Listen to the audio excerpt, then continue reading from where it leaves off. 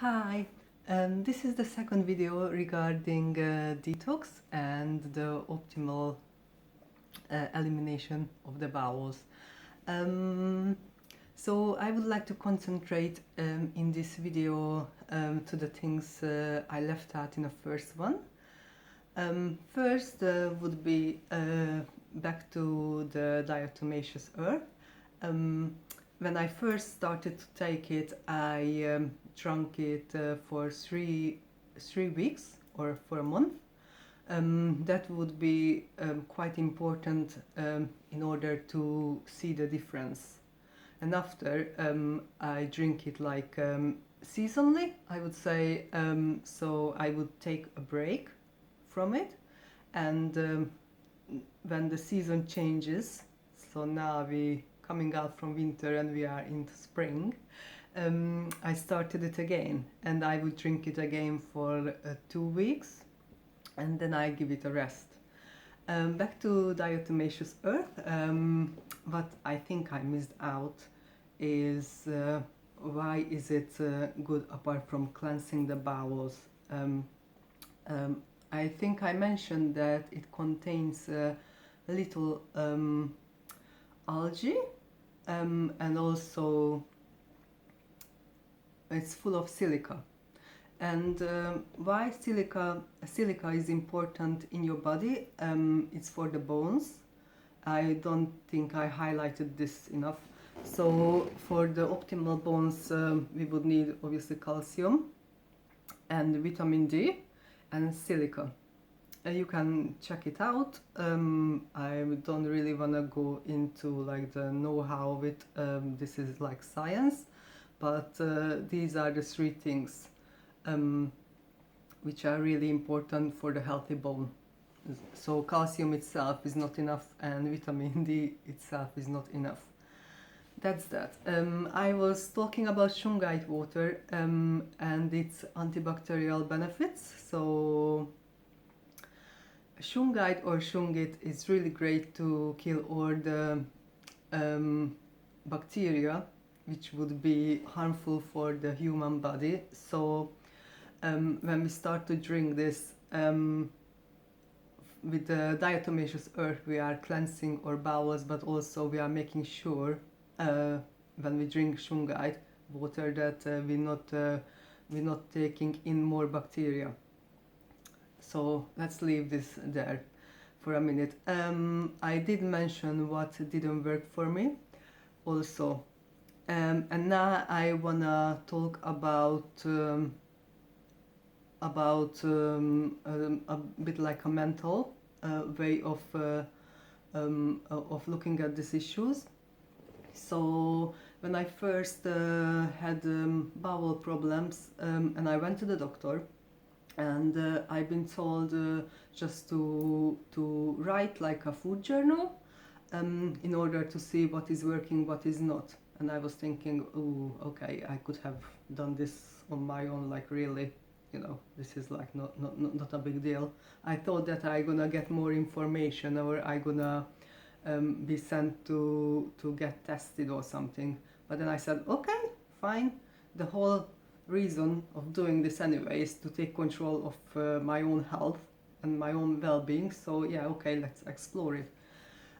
I do suggest that you start to do this. You can either write it down, or if you are like you are already in practicing mindfulness, so you are aware of how food and thoughts and all these things like affect your day-to-day life, then you don't really have to write it down. But for the ones who are not used to it, I would say to write it down, what you've been eating, and see how did this affect your bowel movements day to day.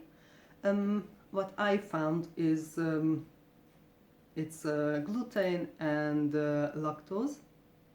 So I cut down bread eating. So I haven't eaten bread for like a long time when I started, and I cut down on cheese, and I eliminated milk completely, like, yeah, like it never existed. And this is what I would suggest for you to try out. Now, some people can do this like just like that. Okay, I'm gonna let go of my cheese eating habits, you know, or you can just reduce it, I don't know, twice a month, but not every day. And some people will find this hard. Now, you always have to remember why you're doing this. You're doing this because your body is most likely in a huge discomfort. It's good if you're realizing this so you can take actions. The problem starts when you are in a discomfort and you're not even aware of it. So you went so far from being healthy into kind of illness and feeling like run down, that you don't even see like the difference. You don't even remember the difference between the two.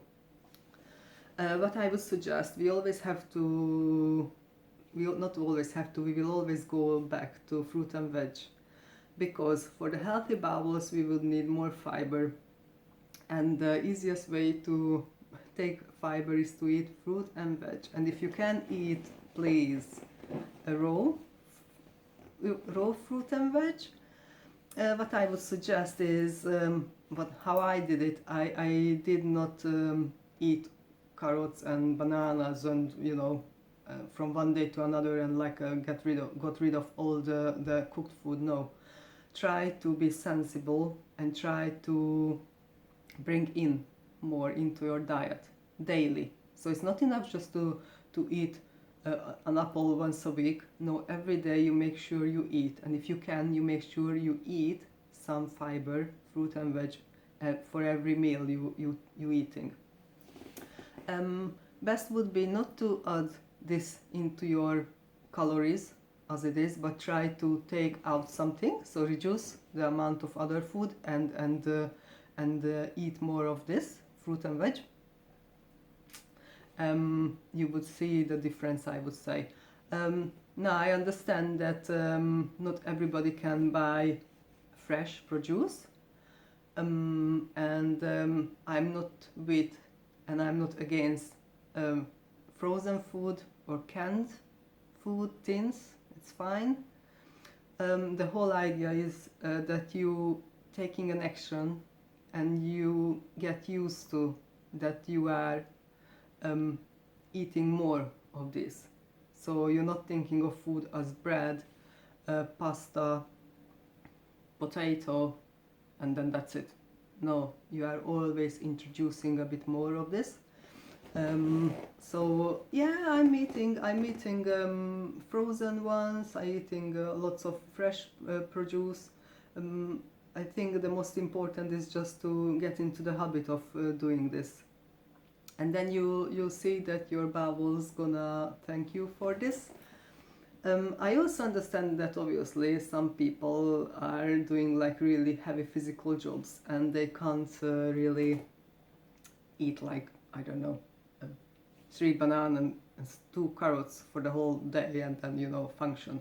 So they need like calories, carbs. So that's why I'm saying that you always it's fine. What you just need to do is that you try to reduce your cooked food and like the food which is like has 0 fiber in it, and introduce fibers. That's what it is really. Also, when you start to pay attention what you are eating, it's easier to do this when you're eating raw food, because let's say when we are eating already cooked to nothing food, like there is nothing to chew, it's easy for your mind to wander away and eating while doing something else. So but try to do this while eating a raw carrot.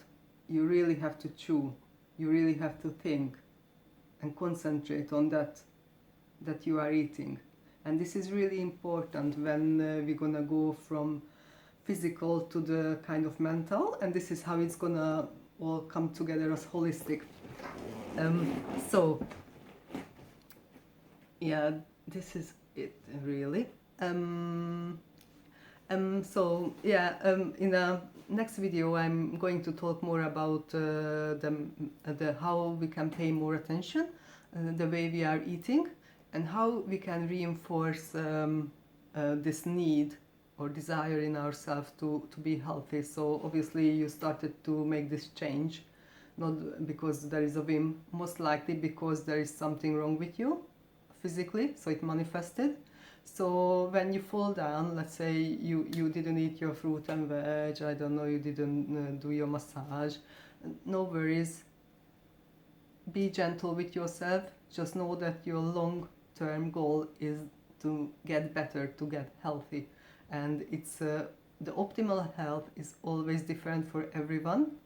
So, you know, take it in your own space, and that's the most important, not space, pace. That's the more important thing. And yeah, this is it. So in the next video, I am going to talk about how we can pay more attention in our to our thoughts while we are eating. Thank you very much for watching, and I hope to see you next time. Bye.